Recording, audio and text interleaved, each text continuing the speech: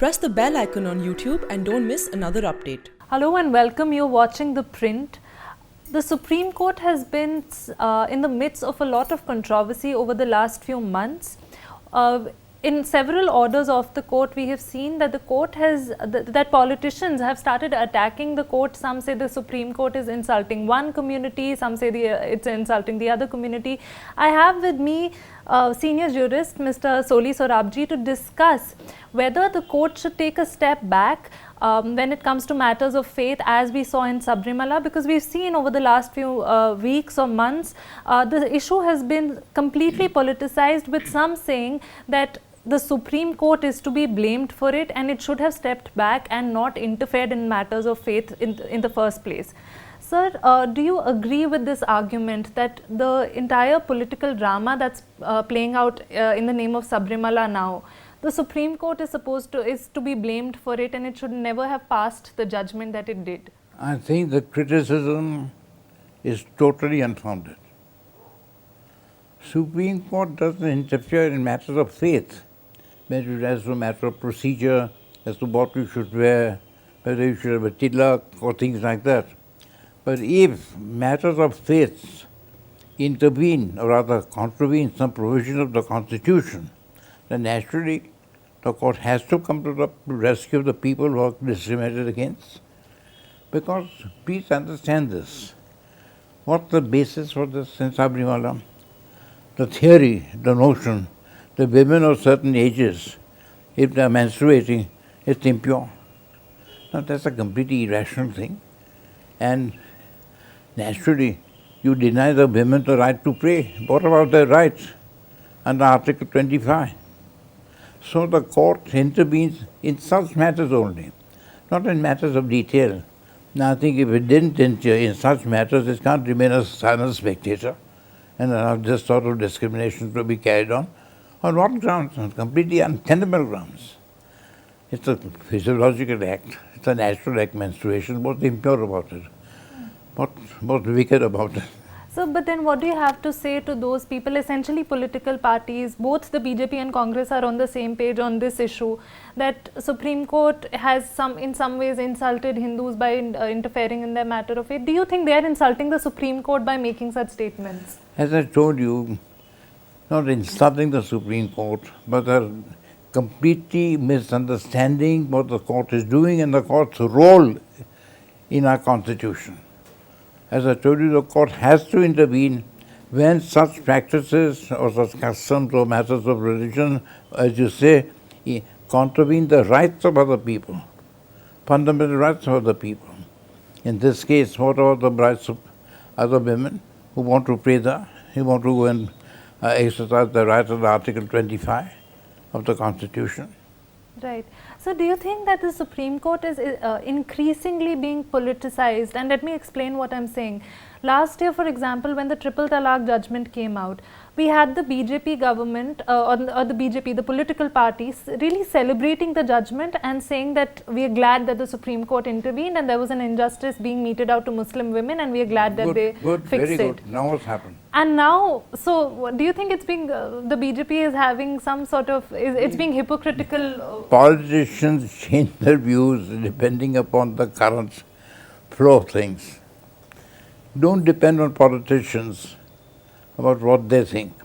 If triple talaq interference was good, Sabarimala interference is equally good. After all, triple talaq, why did the court interfere?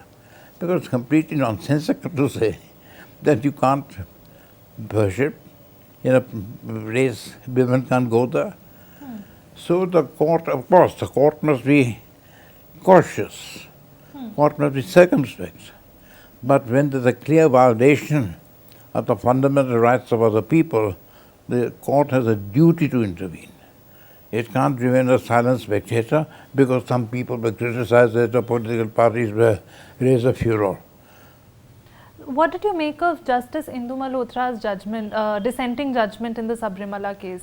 Well, dissenting judgment, I don't agree with the reasoning or the conclusion. But the very fact that Indu Malhotra, just as so-called junior in the sense judge who was elevated to the Supreme Court, took a different view, shows the independence of the judiciary. It shows our judiciary is not really kowtowing the views of the executive or of any political party. And I salute Indu Malhotra for her brave dissent, though I don't agree with her reasoning and conclusions. Right. So you said that if the triple talaq judgment is to be celebrated, then so is the Sabarimala judgment. It should be celebrated.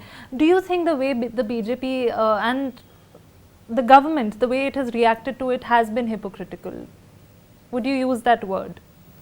Man, hypocritical is a bit too strong a word. I would rather say they have been completely, if I must say so, hypocritical. Yes, you're right.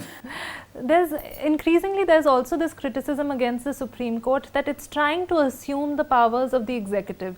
We saw before Diwali, the Supreme Court passed this order that crackers, that it shouldn't be, the crackers shouldn't be burst after a certain hour and so on. And a lot of people said that the order from the word go was unimplementable. And we saw that people went ahead and burst crackers, and they were obviously not following the order. So what do you do? If orders are unimplementable, does not mean the Supreme Court should apply the correct orders. The duty of implementing the orders is on the executive, it's on the government. Because they do fail to do it because of popular reaction or popular sentiment, doesn't mean the Supreme Court shouldn't pass orders when they are required to pass it. I don't agree with this at all. This is one institution in our country, the Supreme Court, which really is the guardian of the fundamental rights of our people, irrespective of race, religion and caste. And to criticize it in this manner, I think is very unfortunate. Correct, but we saw that by violating that order, so many people were obviously in contempt of the court.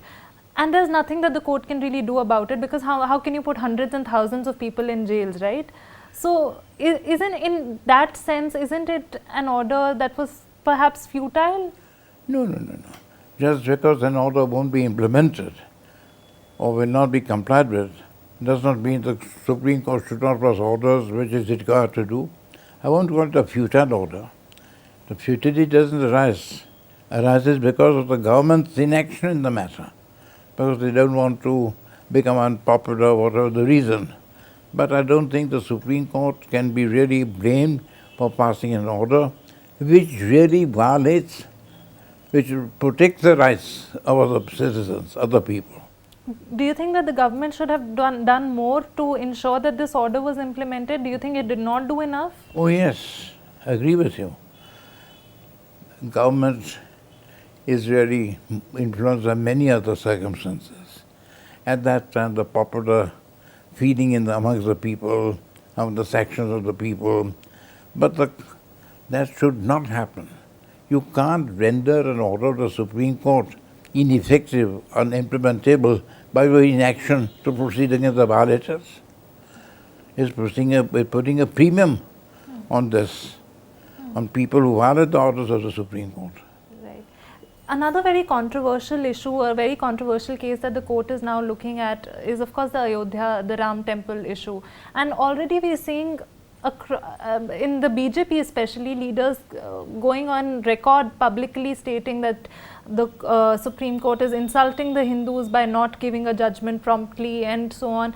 Do you think that the sacrosanct sort of respect that the Supreme Court is supposed to have or had is being diminished in some ways by... Diminished by whom? By people who don't know what they're talking about? The court has kept the matter, I think, in January. Court has its own priorities. It must not really mean that we take up the matter immediately when you wanted to take it. Court is aware of it. That's why it has fixed the matter in January. No, I don't think so.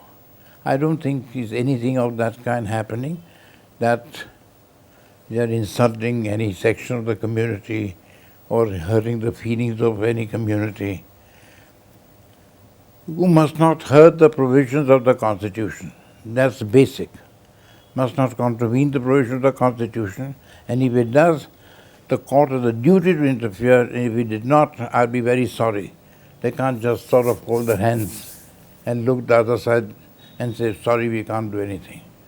That'll be a bad day for our country if the court says that, and I'm sure our courts won't do it, our Supreme Court won't do it. Of course, In cases where it's really, as I repeat myself, in matters where it contravenes the rights of other people, not in matters of detailed procedure of what you should wear and what you should do and whether you should apply tilak and all that sort of thing. Court is not concerned with that, and court doesn't really interfere in such matters. But if you really violate the fundamental rights of a section of the people, then I think the court's duty to interfere. Right, right. So my last question, it's probably I'm focusing too much on a minor detail, but in the CBI case recently, the Chief Justice of India really chided sort of the parties in the case, saying that, you know, you are leaking out information to journalists and that must not be done.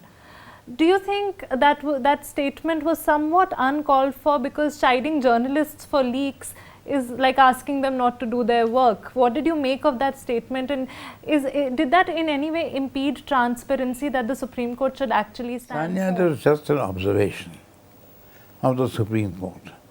Chief Justice was naturally indignant that this thing happened, and he made that observation. Don't read too much into it. So you don't read too much, there is not much to make up. No, no. All right. Thank you so much for talking to us, sir. As Mr. Sorabjee said, the reaction and the response to the Sabarimala case by political parties has been somewhat hypocritical. The court is just doing its job, and whenever constitutional rights of any community are violated, Supreme Court is well within its rights to intervene. This is Sanya Dhingra for The Print.